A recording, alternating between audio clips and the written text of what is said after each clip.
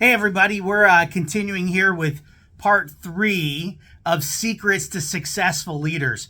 And so I'm going to start off with the concept of resilience. And I know this is like the last video I did, I touched on tenacity, and this is kind of, not a repeat of the training I do on grit, but this is all part of the formula. So tenacity is that ability to not get knocked down, right? That it's tough to take you out of the game in the first place. But resilience is about when you've been knocked down, how fast do you get back up? It's not about how hard it is to take you out, but how hard is it to keep you down? Resilience is about bouncing back and making sure you've got the ability to do that. All successful people just don't stay down for the count. Now, you might have to take a breather, but you jump back in as soon as you've got the ability to jump back in. And, I can't help but think, of all of the adversity that I've had throughout the course of my career, and believe me, I've had some incredible adversity.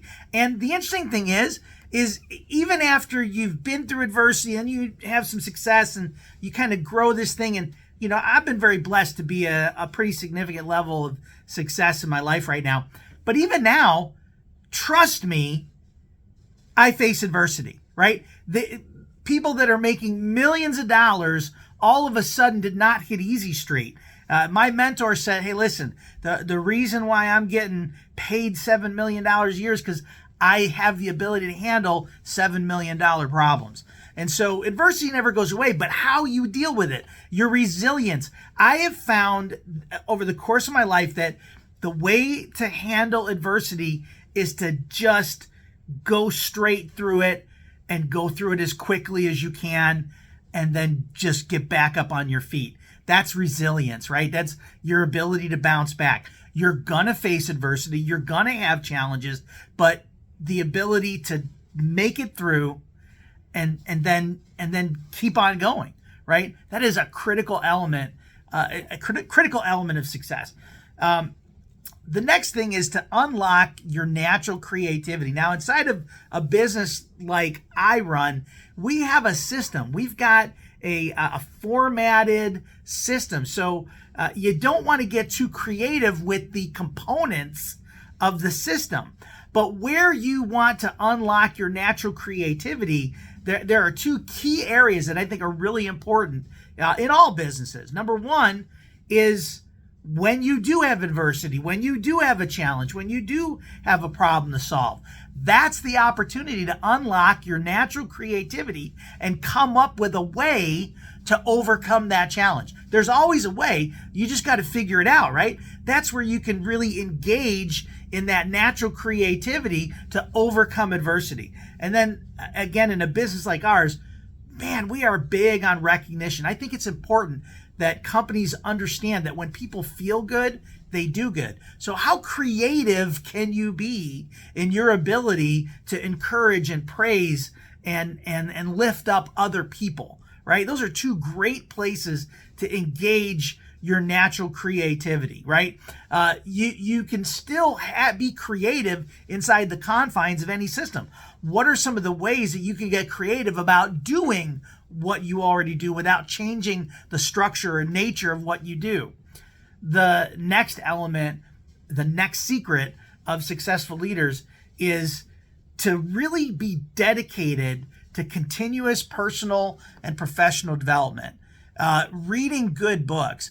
What books are you reading? If you think your cup is already full, if you're done learning, if you've already been through school, man, you are missing out. I am constantly reading new books. I am constantly listening to new podcasts. Now, look, I don't read as much as I listen to Audible, right? Books on, I'm showing my age. I'm about to say books on tape, right? They ain't on tape anymore. But, digital copies of books that you can listen to while you're driving. Turn your automobile literally into a mobile university. It is worth it to invest in yourself. You are the most important asset of your life, right? You are the biggest money generating asset of your life, and you should be investing in yourself. So that means, good books. It means listening to good people. It also means protect your mind as far as the people you hang around with, the people you associate with. It's said that you will become the people you hang out with and the books that you read. And then the last secret of success that I'm going to share with you today is become an unshakable optimist. I think that's part of surviving, right? Part of overcoming adversity is to absolutely know that there is something better on the other side of it. It's been said to me that on the other side, if I don't feel like it, is everything you've ever wanted, right?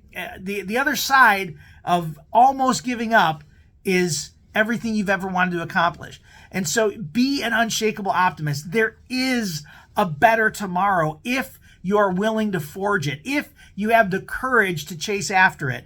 You've got to be an optimist. I know that, people who are not optimists, they like to hide behind this idea of, well, I'm not a pessimist, I'm just being realistic. Stop being realistic. Realistic is not optimistic, okay?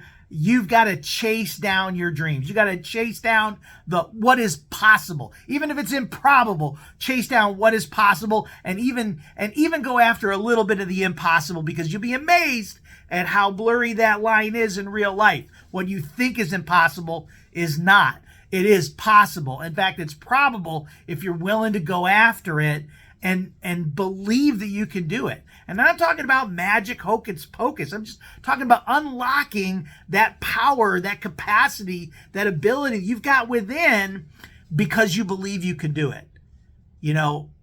Someone told me a long time ago, if you believe you can, you're right. If you believe you can't, you're also right.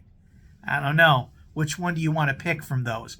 All right, that's all I got for you today on secrets of successful leaders. Have an awesome day.